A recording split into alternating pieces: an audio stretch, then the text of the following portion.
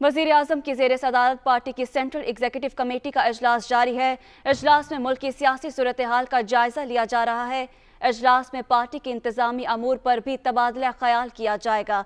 आपको बताएं कि वज़ीर आज़म की ज़ेर सदारत पार्टी की सेंट्रल एग्जीक्यूटिव कमेटी का इजलास जारी है।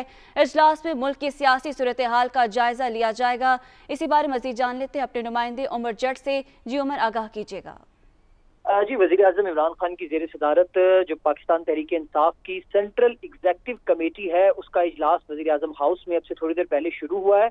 एक तो मुल्क की जो मजबूरी सियासी सूरत हाल है उस पर गौर किया जाएगा, साथ ही जो पार्टी के इंतज़ामी अमूर हैं और पार्टी की जो रिस्ट्रक्चरिंग की जा रही है उसके हवाले से भी तबादला ख्याल किया जाएगा। इसके साथ जिस तरह से बड़े शहरों में मेयर के नामों की तजावीज़ आई हुई हैं उन पर मज़ीद गौर किया जाएगा और कभी इम्कान है कि जल्द ही पाकिस्तान तहरीक इंसाफ बड़े शहरों में बल्दियाती इंतखाबात के लिए जो अपने मेयर्स हैं उनके नामों का ऐलान कर देगी। इसके साथ बल्दियाती इंतखाबात में अब तक जो पार्टी के इंतजामात क्या किए गए हैं, उन पर क्या इकदाम अब तक सामने आए हैं, उस पर भी इस पर मुशावरत की जाएगी। और साथ ही जो अपोजिशन का जो हुकूमत के खिलाफ एक बयानिया है और साथ ही वो मुख्तलिफ सियासी जमातों और इत्तेहादियों के साथ मुलाकातें कर रहे हैं, उस पर पीटीआई की हिकमत अमली क्या होगी, ये भी सेंट्रल एग्जीक्यूटिव कमेटी इजलास में आज डिस्कस होगा।